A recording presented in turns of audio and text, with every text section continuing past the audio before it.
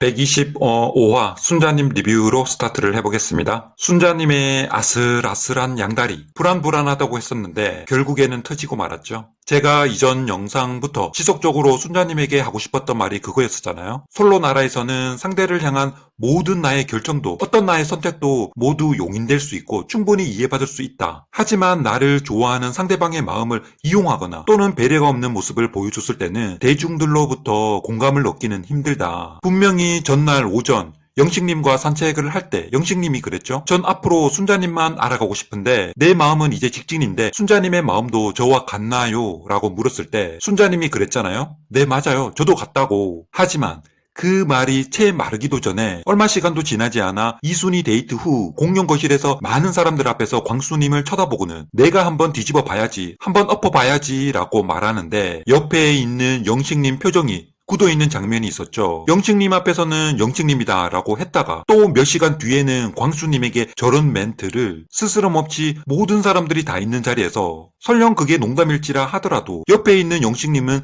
당연히 기분이 안 좋다라는 겁니다. 진작에 영식님에게 시간이 더 필요하다, 아직 결정을 못했다, 더 두고 봐야 할 것 같다 라고 솔직하게 이야기하는 게 정답이다라는 거죠. 더 솔직하게 말하면 이미 이순이 데이트를 하고 왔던 그 시점부터 순자님의 마음속에는 광수님이다 라고 확신이 섰다라는 거죠. 그게 팩트입니다. 그때 인터뷰에서 순자님이 그랬었죠. 광수님이 나를 선택해줘서 흥미로웠고 조금만 더 해보면 이 사람을 나한테 끌어올 수 있을 것 같다. 근데 영식님 앞에서는 그렇게 말 못하겠다. 즉 마음은 이미 광수님에게로 가고 있었는데 단지 대의 명분이 필요했던 거고, 그래서 같이 있던 여성 출연자들, 제작진들 앞에서, 그리고 방송에서 보여질 나의 이미지, 나의 모습들에 대한 적당한 변명과 구실이 필요했던 것뿐입니다. 이런 여러 복잡한 생각들에 스스로 혼란스러웠던 거지 영식님에 대한 마음에 혼란스러웠던 건 아니다라는 말입니다. 지난 방송 끊임없이 영식님이 슈퍼데이트권에 대해서 순자님에게 이야기를 시도하자 순자님은 계속 그 자리를 회피하고 피하기만 했지 영식님에게 제대로 설명하거나 변명하는 모습조차도 보여주질 않았다라는 거죠. 급기야 영식님이 그럴수록 더 도망가게 된다느니 오히려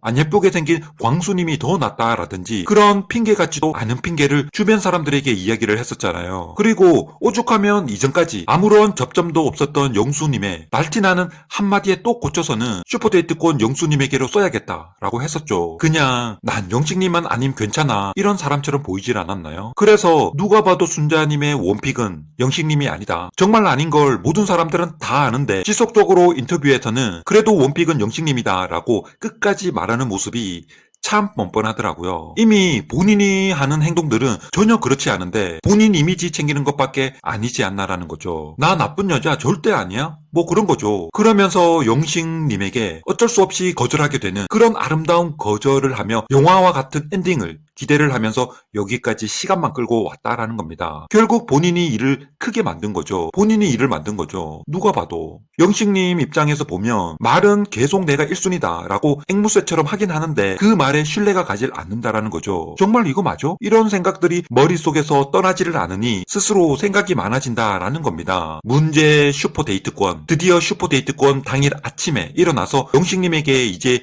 이야기를 해야겠다라고 하는데 그때는 이미 늦었죠. 자, 여기서 순자님이 얼마나 영악한 사람인지 하나 짚어드릴게요. 아침에 화장을 하며 다른 여성 출연자들에게 본인이 어제 광수님한테 슈퍼데이트권을 썼다라고 이제 커밍아웃을 하잖아요. 그러면서 광수님의 매력에 대해서도 이야기도 하고, 그리고 나서 옥수님이 광수님한테 슈퍼데이트권을 쓸지 난 전혀 몰랐다 라고 하죠. 자신의 선택에 대해서 뭔가 정당성과 합리성, 암튼 대중적인 공감을 얻고자 한 말이지만 정숙님과 영자님이 그러잖아요. 왜 그걸 몰랐을까? 어제 옥수님이 계속 광수님한테 쓴다고 말하고 다녔는데 라고 약간 의심스럽다라는 듯이 말하잖아요. 더 웃긴 건 영식님이 순자님만 놔두고 영자님과 정숙님을 불러서 밖에서 산책하면서 나온 대화에서 보면 또 그 말을 하잖아요. 다들 똑같이 하는 말이 아니 어떻게 옥수님이 광수님한테 슈퍼데이트권을 쓸지 몰랐다라는 거지? 계속 그 둘이서 대화도 하고 모든 사람들이 다 아는데 라면서 이구동성으로 똑같은 말을 하잖아요. 눈치 없는 영자도 그거 다 알고 영식님도 아니 안에서 집안일만 한 나도 다 아는데, 그리고 정숙님도 옆에서 같이 맞장구를 치잖아요. 그럼 정말 순자님은 그 사실을 몰랐을까요? 팩트 체크를 한번 해보면요. 그 전날 새벽 3시죠. 새벽 3시에 마지막까지도 순자님이 슈퍼데이트권을 두고 고민하고 있을 때 이제 마지막으로 광수님과 대화를 하잖아요. 그때 순자님이 분명 광수님에게 물어봅니다. 광수님이 옥수님 이야기를 꺼내지도 않았는데 대뜸 순자님이 아직 안 받았어? 슈퍼데이트권? 이라고 하자 광수님이 무슨 말이지? 하는 표정으로 아니 누가? 옥수님이? 아니 그런 얘기 안 하던데? 아까 옆에 있을 때도 그런 얘기 안 했어. 그러자 그때 여러분들은 순자님의 얼굴 표정을 다들 기억하시나요? 기억 안 나시는 분들은 꼭 가서 다시 한번 보시기를 강추드립니다. 정말 얄밉고 음흉한 눈빛을 짓고는 지그시 광수님을 의미심장한 웃음을 지으면서 쳐다보잖아요. 자막에도 나오지만 그렇다면 내가 써야겠네? 이런.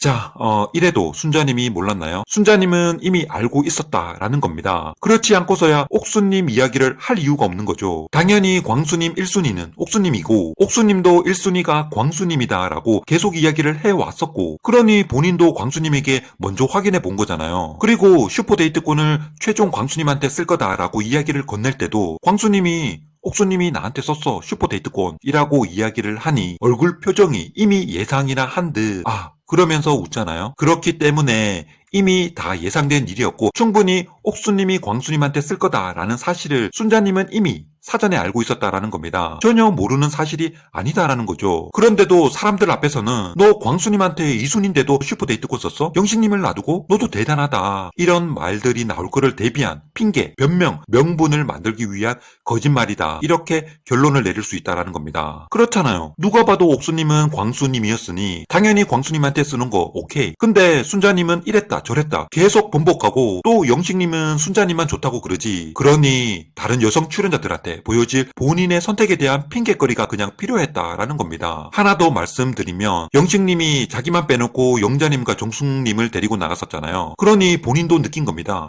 뭐지? 망한 건가? 내 욕하는 거 아니야? 그러면서 또 이제 남자들 숙소로 찾아가서 영수님에게 그러죠. 광수님이 참 매력적인 사람이야. 은근 매기는데 매기는 게 너무 좋아. 너무 웃기고 이런 밑밥 까는 말들을 주변에 다 퍼뜨리고 다니잖아요. 이런 심리가 딴 게 아니에요. 그냥 앞에서도 말씀드린 것처럼 너 이순인데도 영식님 두고 광수님 선택한 거야? 라는 그런 말들이 나올 거를 대비한 밑밥 까는 겁니다. 제가 첫인상 리뷰에서 순자님에게 그랬었죠. 이분은 쎄한 분이다. 순자라는 팻말을 처음 확인했을 때 순자? 내가 왜 순자지? 이랬던 분이라는 거죠. 무의식 중에 흘러나오는 아주 사소한 말이나 행동 하나에도 그 사람의 성향과 인성은 묻어나거든요. 그래서 뭔가 쎄한 느낌이 들었는데 그 발톱을 이제 서서히 드러내고 있는 것뿐이다 라고 전 그렇게 생각합니다. 이제 영식님과 대화를 볼까요? 밑밥은 깔아놨고 이제 영식님한테 말해야죠. 먼저 영식님의 마음이 확고한 걸 제가 알고 있잖아요 라고 운을 뗍니다. 영식님 표정 보셨죠? 쏘아보는 거. 그러면서 광수님 마음을 더 알아봐야 되니 순서는 광수님이 먼저다 라고 이야기를 하는데 그냥 뻘소리 하는 겁니다. 뻘소리. 영식님도 그러잖아요. 슈퍼데이트권은 말 그대로 데이트인데 1순위한테 써야지. 광수님의 마음은 그냥 숙소에서 대화를 해봐도 되는 거 아니냐라고 하자 할 말이 없죠. 다 맞는 말이잖아요. 그러니 저 같아도 서운했을 것 같다라고 하는데 영식님이 그럼 미리 한번 얘기라도 해주지. 어제 대화를 많이 시도하려고 했는데 라고 하자 말을 중간에 끊고는 근데 그거는 대화로 풀릴 수 있는 건 아니다. 이건 나의 선택이지 대화로 풀릴 게 아니다 라고 하는데 이게 무슨 말인가요?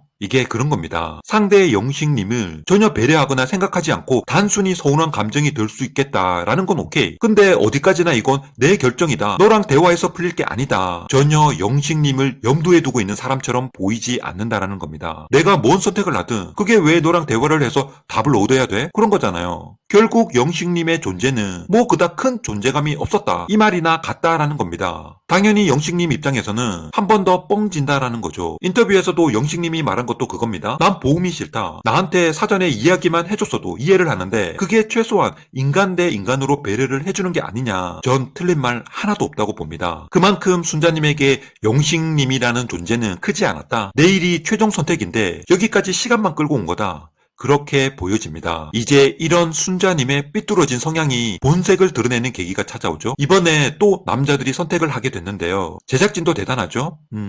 이건 다른 영상에서 또 썰을 한번 풀어보고요. 그때 영식님은 보란듯이 순자님에게 복수하죠. 순자님이 아닌 영숙님을 선택하게 되는데 제 뇌피셜은 그겁니다. 영숙님이 좋아서라기보다 영수님이 영숙님을 선택하지 않게 되면서 영숙님은 고독 정식인데 나와 처지도 비슷한 것 같기도 하고 그 다음이 또 순자님 차례죠. 순자님이 걸어왔을 때 순자님을 쳐다보기 싫은 겁니다. 만나는 그 상황이 싫은 거고 그 전에 영숙님을 선택하면서 순자님이 걸어왔을 때 그 자리에 본인이 없는 모습을 보여주면서 복수하고 싶은 거죠. 그런 영식님의 선택을 두고 인터뷰에서 순자님이 그러죠. 순간 짜증났다. 돌멩이 같은 거 다 발로 차고 싶었다. 제가 항상 말씀드리는 게 있잖아요. 결국 쎄함은 쎄함으로 돌아오기 마련이고 다만 시간만 걸릴 뿐이다. 아무리 발톱을 숨기려고 해도 결정적인 순간에는 발톱을 드러낼 수밖에 없다. 이때까지 본인이 보여줬었던 행동이나 모습들을 반성하는 태도는 보여주기는커녕 오히려 영식님의 돌아선 모습에 짜증을 내고 있는 저 모습, 드디어 본색을 드러내는 거죠. 감춰진 본색을.